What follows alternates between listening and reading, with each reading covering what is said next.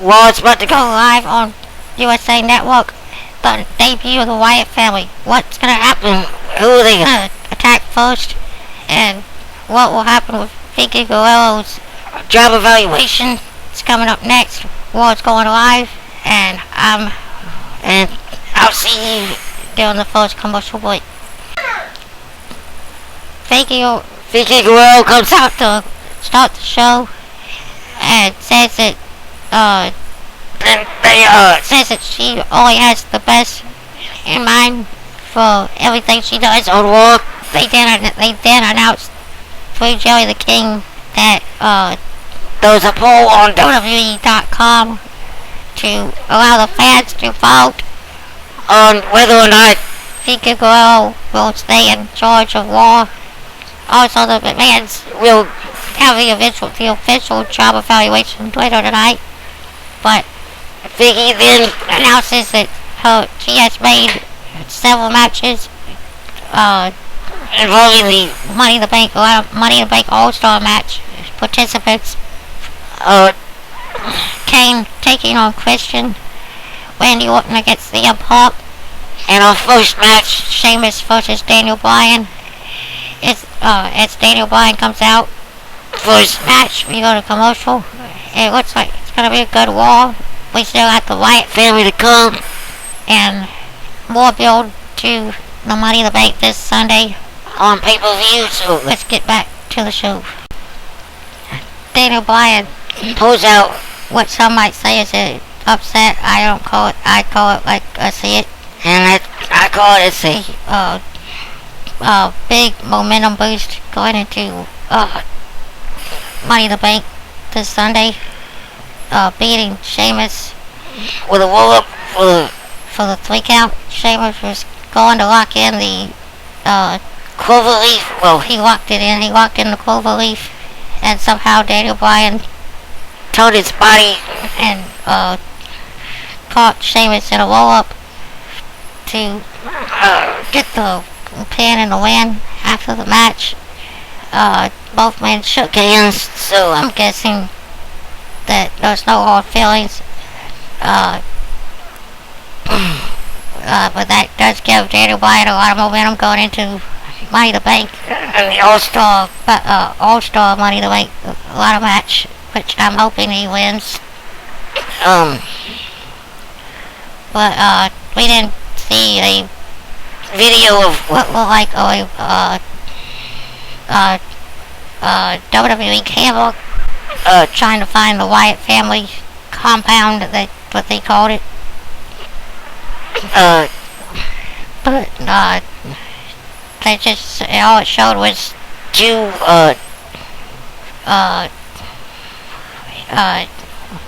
old hippie looking guys, or country bumpkins, pointing the way to what was supposed to be the Wyatt family compound. But that's all it showed. They haven't got that far yet. But we're still waiting for the debut of the Wyatts on Raw. So let's get back to Monday Night Raw. The Shield pull off another victory this time over the Brodus Clay and Tensai Sweet Tea, they call it. Tons of fuck. It looked like the Shield was gonna lose again after Tensai hit the Boulder Bomb, but on Rollins, but Rollins was able to kick out just before 3. They went for Tensai went for another move, but instead Rollins tagged out and then hit a big dive over the rope, taking out Brodus Clay, allowing Reigns to hit the spear on Tensai for the 1-2-3. The Shield building momentum going into the Money in the Bank kickoff show, where they will defend the tag titles against the Usos. But we still got more Raw, and they did say that Mark Henry sent a challenge out to John Cena to meet him in the ring tonight for what they call a face-off. I don't know exactly what that means, but it's coming up next. So let's see what happens. John Cena comes out to accept the open invitation from Mark Henry and tells Mark Henry that if he wants to fight tonight, just all he has to do is cross the line, and they don't have to wait till Money in the Bank. Cena draws a line in the sand with his foot and dares Henry to cross it. Henry, it says he declines, but as Cena's bending down to pick up his championship, Henry jumps in and beats him down for a couple minutes before Cena tries to Super Cena his way back with a attitude adjustment, but he can't even lift Henry onto his shoulders and falls on his face with Henry on his back. Henry then picks him up and hits a world's strongest slam and leaves Cena in the ring with the championship on his chest. It looks like Henry is bigger than Cena thought. Cena had more trouble than he thought he would picking up Henry. Seems kind of like when he fought Big Show. When he first fought Big Show, and they said he couldn't pick him up, but I can pretty much guarantee that probably on Sunday when he does it, he'll find some other dumb way to let Cena win. But maybe by submission or something like that, or count out or something, just so he can keep the belt. But I'm kind of predicting that Cena will still somehow win. We then go to the Wyatt family compound again.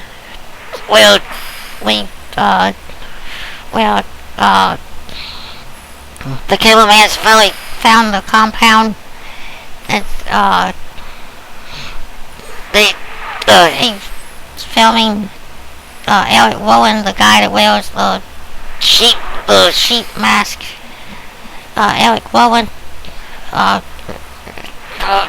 chopping wood or something like that, but the cameraman gets startled by Luke Harper, who tells him to follow him. I don't know where they're going, but where we're going is back to the ring where Chris Jericho is getting ready to take on Curtis Axel in a one-on-one match with The Miz on commentary. The Miz will face Curtis Axel this Sunday at Money in the Bank for the Intercontinental Championship. What's gonna happen with these three in the same area? We'll have to wait to find out. So let's get back to war. The Jericho and Axel match comes to an end as Jericho sends Axel sailing off the apron into the face first into the table, into the announce table. As Axel gets back to his feet, he notices The Miz sitting at the table with the commentators. Miz looks like he's laughing at what just happened to Axel. Axel gets upset and starts screaming at The Miz and forgetting the fact that he's in a match and is being counted out. Heyman continues to scream at Axel to get back in the ring before he's counted out of the match. Axel finally does, but when he does, he gets caught with the cold breaker foot and suffers a 1-2-3, suffering his first loss since becoming a Paul Heyman guy and the Intercontinental Champion. What will this do to his psyche going into what will this do for Axel's psyche going into the Money in the Bank pay-per-view and his Intercontinental title match. That's only time will tell. But we still got more Raw, so let's get back. We come back to Raw where we get another promo for RVD's return to WWE, which I don't really like, considering the fact that he basically blew off TNA in his last interview that I read. But then we get a promo featuring the participants in the the World Championship Money in the Bank. Well, it starts off backstage with Josh Matthews trying to interview Team World Scholars, and Damon Sandow basically runs the whole interview for his team, not letting Cody say anything at all, which I think is a precursor to a face turn for Cody, which I'm not sure that I really like right now. But then they get interrupted by Sam Coulter and his Real Americans, Swagger and Cesaro. They are all interrupted by Wade Barrett, and all three of these, Swagger, Cesaro, and Barrett, all say that they're gonna win the Money in the Bank, just like the World Scholars say each of them will win, or one of them will win it. And they still are teasing the fact that World Scholars might split up, even though Damien says that no matter who wins, they'll be happy for each other. But then all five are interrupted by Fandango coming into the picture. He tries to say his name like 3 different times, and he's interrupted by 3 different guys. First Cody, then Cesaro. First Cody, then Barrett, then Coulter. He tried he tries to say it for the 4th time, but gets knocked out gets knocked to the ground with one punch by Wade Barrett to end the segment. We then get another video from the Wyatt family compound as Luke Harper sits inside the building, inside the house. We go in, and the reporter tries to open the reporter opens the door that, well, it looked like it might have been Eric Rowan or another family member being brainwashed by a videotape or some kind of recording. We then go further into the house. Well, Luke Harper invites us to open the door, and as the reporter does, it looks like it's locked, but then he turns around to look for Harper. And Harper's not there, so he turns around. He turns back, and Bray Wyatt is standing there with the open door, in the open doorway, inviting him inside. So, what's gonna happen with the Wyatt family? And what's gonna happen with the next hour and 11 minutes and some change on Monday Night Raw? We'll have to wait to find out. We still got a lot of good matches and a lot to look forward to with the Tiki Hurdle evaluation. So let's get back to Raw. Alberto Del Rio versus Sin Cara in a no contest, I believe. Del Rio looked like he was in control until Dolph Ziggler came out on a microphone and started doing his own rendition of Ricardo Rodriguez's introduction for Del Rio, saying that Del Rio is the man that will lose the World Championship to Ziggler at Money in the Bank and other things like that. This distracts Del Rio so much that he jumps out of the ring and starts fighting Ziggler on the ground on the outside. Then, as they're fighting, Sin Cara jumps from the corner to the outside, and then they dive on Del Rio, and the match was called off.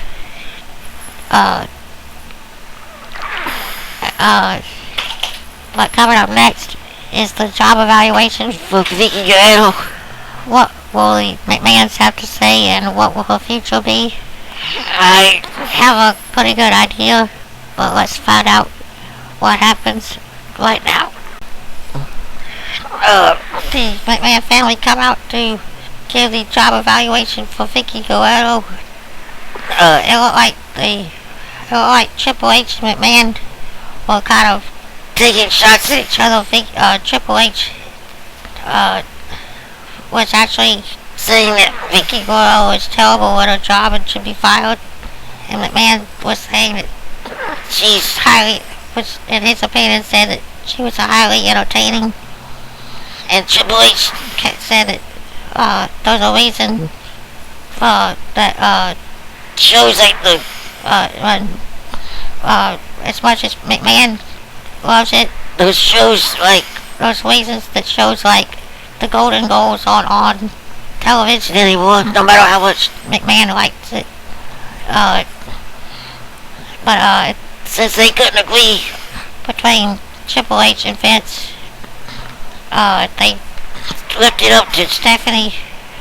But Stephanie said that she was going to leave it up to the voting on the WWE app, which had been going on all night.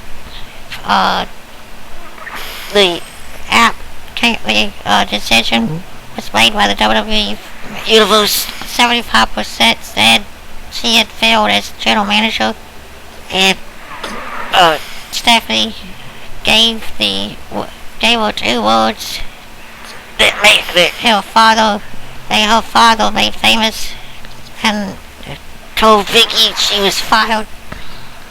Vicky went insane after the decision was made. Triple H and Stephanie backed out of the ring and left, and McMahon stayed to introduce the new general manager of Raw.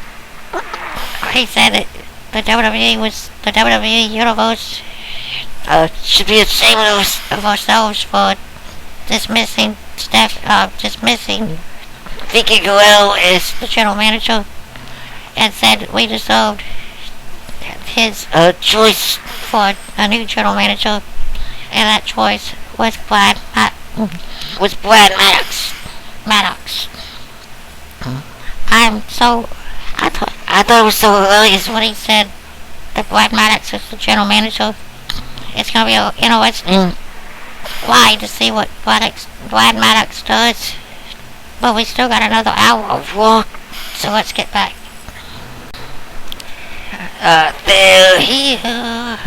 The Wyatt family attacked Kane after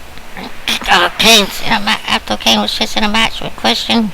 I'm not sure if the match actually had an ending, but the Wyatt family have made their presence known in the WWE as Eric Rowan and Luke Harper jumped Kane in the ring. They then drag him outside and put his head, I guess, the side of the wing stairs, the bottom half of the wing stairs, and then use the top half to squash its head. This is a precursor to the return of the Dead Man, Kane's brother, the Undertaker. It could be, but only time will tell. But all we know now is the Wyatt family is here in the WWE, and we still got another half hour of Raw to come. So let's get back. The Divas tag team match ends in a no contest, I think it was. It started out with Alicia Fox and Layla in the ring. But as soon as Alicia tagged out to AJ Lee, Caitlyn, who was Layla's partner, couldn't stay on the outside and attacked AJ as she came in the ring. It all broke down, and AJ and Caitlyn ended up on opposite ends of the ring on the outside. Caitlyn basically went halfway around the ring just to spear AJ to end the segment. But coming up next is Randy Orton versus CM Punk in our main event. It's the best in the world versus the Viper. How's it gonna end? How's war gonna end? We're about to find out, so let's get back. CM Punk gets a big win in a hard-fought match. Really surprised that he actually got a win over Randy Orton. After using the GTS, he got a clean win in the main event. Surprised Orton has lost now to Daniel Bryan and CM Punk. But after the match was over, Daniel Bryan came running out and caught CM Punk with a combination of kicks. He then pulled out the ladder and climbed, put it in the middle of the ring and climbed to the top to grab the Money in the Bank briefcases. Been hanging it all night. And that's about Chester saying he will win the Money in the Bank ladder match, the All-Star Money in the Bank ladder match this Sunday. I'm hoping he does. I want to see him as the champion again. But that's it for tonight. See you on Thursday for Impact, Friday for SmackDown. And I could have some more coming up later this week. Some new videos, some new series of videos coming this week. So keep an eye out, and I'll see you.